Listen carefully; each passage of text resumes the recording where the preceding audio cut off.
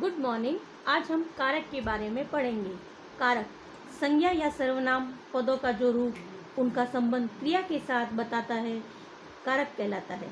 कारक का शाब्दिक अर्थ है करने वाला, अर्थात क्रिया को पूरा करने में योगदान देने वाला।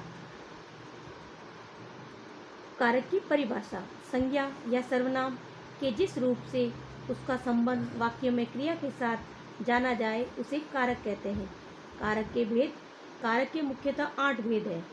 कर्ता कारक, कर्म कारक, करण कारक, संप्रदान कारक, अपादान कारक, संबंध कारक, अधिकरण कारक और संबोधन कारक। फर्स्ट, कर्ता कारक। कर्ता अर्थात करने वाला, वाक्य में जिसके द्वारा क्रिया की जाती है या हो रही होती है वह कर्ता कारक कहलाता है। वह कर्ता कारक का चिन्ह या पर्षक ने होता है। जैसे शिक्षक ने पाठ पढ़ाया, बच्चे ने खाना खाया। कर्ता कारक में कर्ता 2 रूपों में आता है, पर्षक सहित तथा पर्षक रहित। पर्षक सहित वाक्य में क्रिया सकर्मक तथा भूतकाल में होती है, इसलिए वहाँ ने पर्षक का प्रयोग होता है। पर्षक रहित वाक्य में क्रिया अकर्मक तथा भूतकाल में होती है, इसलिए वहाँ वाक्य पर्षक रहित होता है। सेकंड, कर्म कारक। संज्ञा या सर्वनाम के जिस पद पर क्रिया का प्रभाव पड़ता है उसे कर्म कारक कहते हैं। इसका पर्षक या विभक्ति को होता है। जैसे राजा ने चोर को दंड दिया, पुलिस ने अपराधी को पकड़ लिया। इन वाक्यों में चोर तथा अपराधी कर्म कारक है। इसमें दंड दिया तथा पकड़ लिया ये क्रियाएं हैं जिनका प्रभाव चोर व अपराधी पर पड़ता है। वाक्य में कर्म की पहचान करने के लिए क्रिया के साथ क्या अथवा किसको लगाकर प्रश्न करने पर जो उत्तर मिलता है वह कर्म कारक होता है। थर्ड, करण कारक। क्रिया के करने अथवा होने के साधन या माध्यम बनने वाले संज्ञा अथवा सर्वनाम शब्द करण कारक कहलाते हैं। करण का अर्थ होता है साधन या माध्यम। इसका पर्षक से तथा के द्वारा होता है। जैसे बच्ची गुड़िया से खेलती है, माँ ने आटे से रोटी बनाई। वाक्य में क्रिया के साथ किससे लगाकर प्रश्न करने पर जो उत्तर आता है वह करण कारक कहलाता है। बच्ची किससे खेल रही है? गुड़िया से। माँ ने रोटी किससे बनाई? आटे से। फोर्थ है संप्रदान कारक। संप्रदान का अर्थ होता है किसी को कुछ देना या प्रदान करना। संज्ञा या सर्वनाम के जिस रूप को जिससे कुछ दिए जाने या किसी के लिए कुछ किए जाने की क्रिया का बोध हो वे संप्रदान कारक कहलाते हैं। इसका पर्षक को, के लिए, के वास्ते, के निमित्त, के हेतु होता है। जैसे पिताजी ने कार्तिक को नया पेन दिया, डॉक्टर ने मरीज के लिए दवाएं लिखी।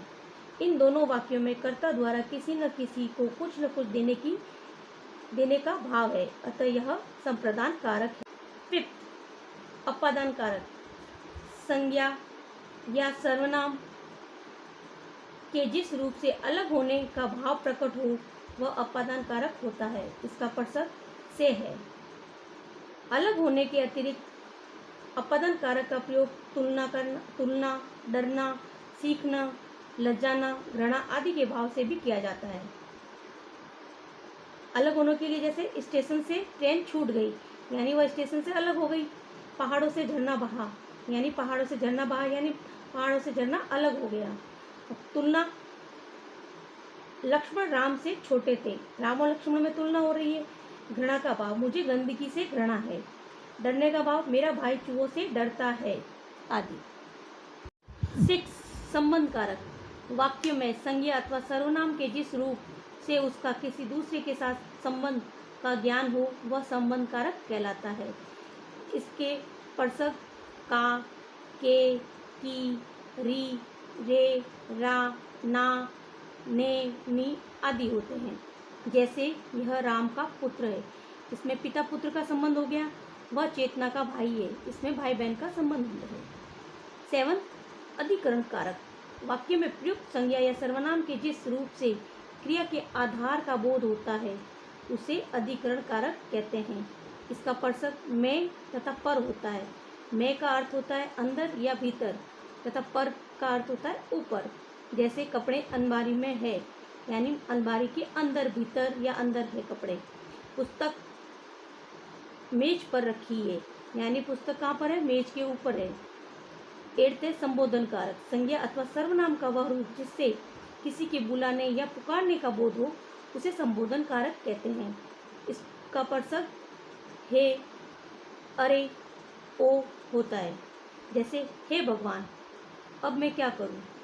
अरे गणेश, कहाँ चले गए? ओ लड़के, जरा सुन तो। अब कर्म कारक और संप्रदान कारक में अंतर बताऊंगी आपको। कर्म और संप्रदान कारक दोनों कारकों में को पर्षक का प्रयोग होता है। यदि को से कुछ प्रदान किए जाने का बोध हो तो संप्रदान कारक, अन्यथा कर्म कारक समझना चाहिए। जैसे राजा ने प्रजा को दान दिया, देने की बात को संप्रदान कारक। शिक्षक छात्रों को पाठ पढ़ाते हैं, इससे शिक्षक द्वारा की गई क्रिया का प्रभाव कर्म पर पड़ता है। यहाँ छात्र पढ़ना क्रिया का कर्म है, अतः यह कर्म कारक है। सेकंड, कर्म कारक और अपादान कारक में अंतर। इन दोनों कारकों का पर्षक से है, फिर भी दोनों में अंतर है। जैसे जहाँ साधन के अर्थ में से प्रयोग होता हो वह करण कारक, तथा जहाँ अलग या पृथकता का भाव हो वह अपादान कारक होता है। हम कार से आए, यानी अपने साधन से आए, तो ये करण कारक हुआ। फिर फल वृक्ष से गिर पड़ा, यानी फल वृक्ष से अलग हो गया, तो यह अपादान कारक हुआ। अब आपको कारक अच्छे से समझ में आ गए होंगे, और कुछ प्रश्न दे रही हूँ वो अच्छे से कीजिएगा। ओके।